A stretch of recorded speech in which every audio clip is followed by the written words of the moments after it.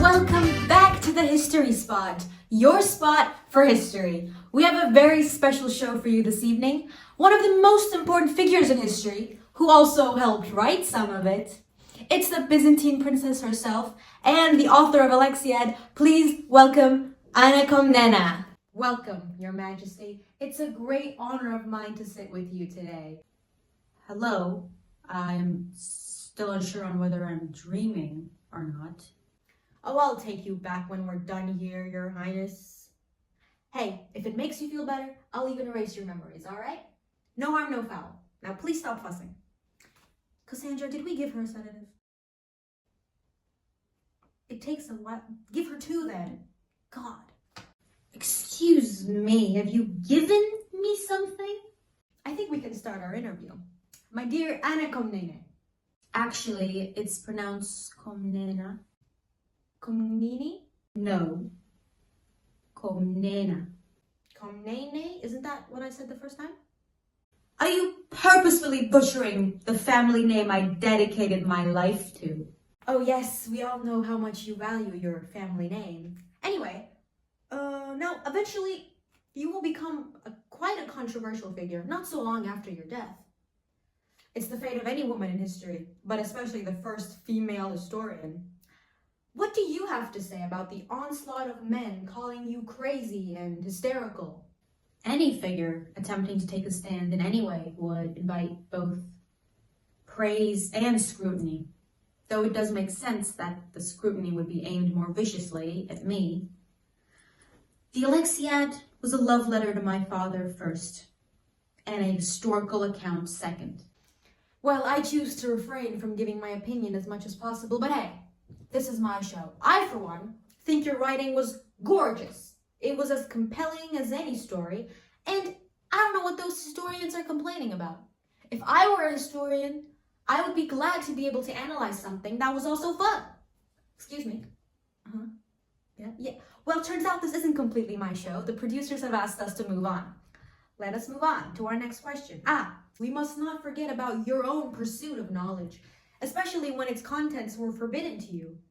You were particularly interested in the history of your Greek ancestors, were you not? Well, it's no secret now. My parents did not want me to be exposed to pagan ideas. However, there was something that drew me to their grandiose storytelling with their brave heroes. So that's why you chose the ancient Greek way of telling your father's story. It's not unusual for a daughter to look up to her father with admiration. However, I will say, few daughters will write an epic poem depicting their father's deeds that also serves as a primary resource detailing one of the most crazy times in Roman history. Though, I do think there was no one better suited for this job than you. I would certainly say so. As a princess living in the palace, I had access to documents that no one else could have. I witnessed firsthand all the meetings held there and the important people called to my father's presence. Anna, if I may be so bold as to use your given name, you mentioned that your father was a noble and dutiful leader, and I do not dispute this fact. But what do you have to say about his rather controversial way of attaining his position? Yes, my father was a usurper. I do not wish to ignore his faults.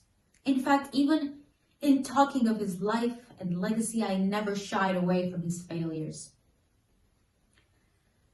When my father rose to power, the empire was in turmoil. Its foundations were shaken by weak emperors and external threats.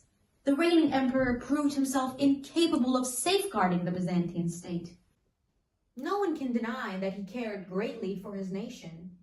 He handled numerous instances of not just infighting, but also threats at the borders. Speaking of threats at the borders, it would prove me a very lacking interviewer indeed if I did not bring up this subject. Since you think that your father was a very courageous man, do you think that he was justified in calling the Pope Urban for help, eventually leading to the First Crusade. Oh, you must know very well that my father had no intention of starting the Crusades. When he applied to Pope Urban for his help, he sought soldiers, not zealots, allies, not invaders. Was he justified?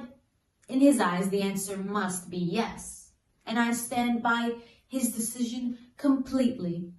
Those Latin barbarians had no right to come into our land the way that they did. They had a mind of their own, albeit filled with fake promises and misleading religious notions. I'm sensing that this is a sensitive subject for you, and by sensing I mean I know it is, and I'm pressing upon it on purpose. Now let's move on to more personal matters, shall we? Specifically the Alexiad. The book contains compelling anecdotes from not just your father's life, but your life as well. And all of it is tied together in one emotional finale of his passing. To quote, well, you, I have lost the shining light of the world, the great Alexios. Powerful stuff. To write history, after all, is to reveal something of oneself. My father was loved by many, and naturally those closest to him especially. I would never see myself on the same level as him, but I strove to be as good of a ruler as he was every day. When he passed, I got a hole in my heart that would seldom be filled again. The only person who ever came close was my dear husband, Nikeferos Virenios the Younger. Our relationship was a political move made to settle a conflict, like most noble marriages at the time. However, as we got to know each other, we were made aware of a connection there, and we realized we actually shared many common interests. Certainly, you two had many shared interests, including your shared love of the Komnenian legacy.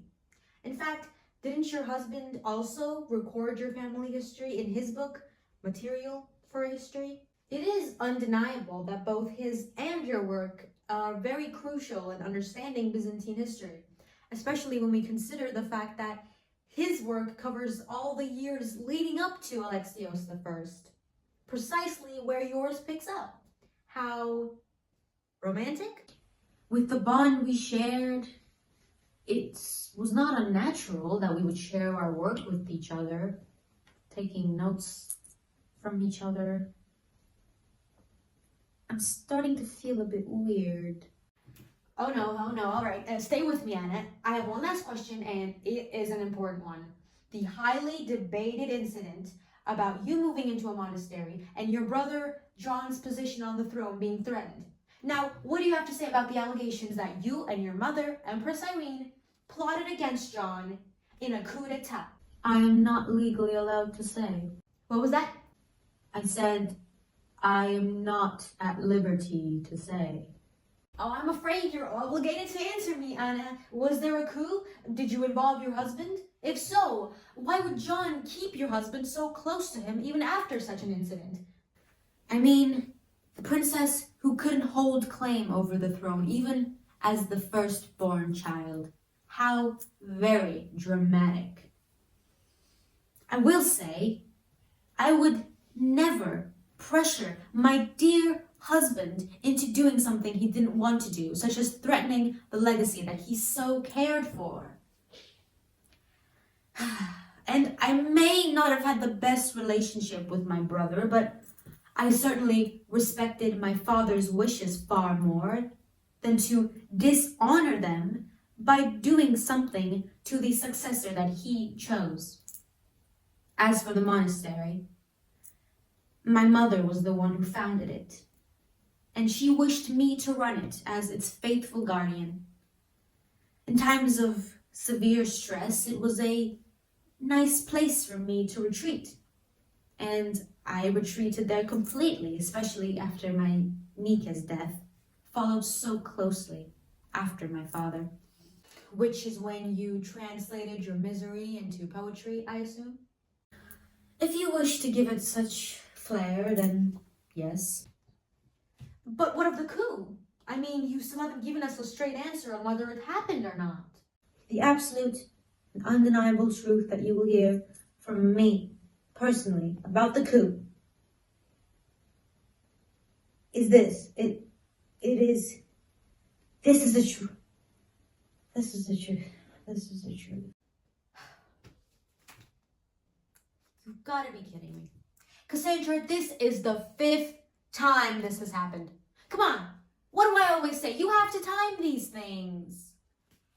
Oh, don't give me the Napoleon excuse, Cassandra. The man was 160 meters. Of course he was going to be a lightweight. Whatever, just take her away. Ladies and gentlemen, we spoke to one of the most important female figures in history today. Anna Komnene was not only a massive source of information to historians after her, but also a very skilled writer of literature. I hope you were able to learn something about the life and legacy of Anna Komnene and, of course, her beloved father. You know, for a show that literally invented time travel just to answer some of history's most burning questions, we sure do get left with a lot of them. I mean, you'd think after all that trouble of literally bending time and space, I could get one answer to a question that I want. Anywho, join us next week for a very highly requested guest. That's right, it's Shakespeare. You know what?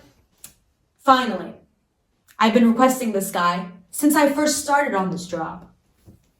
I cannot wait to show him every single video I find of unwilling high schoolers performing his shows.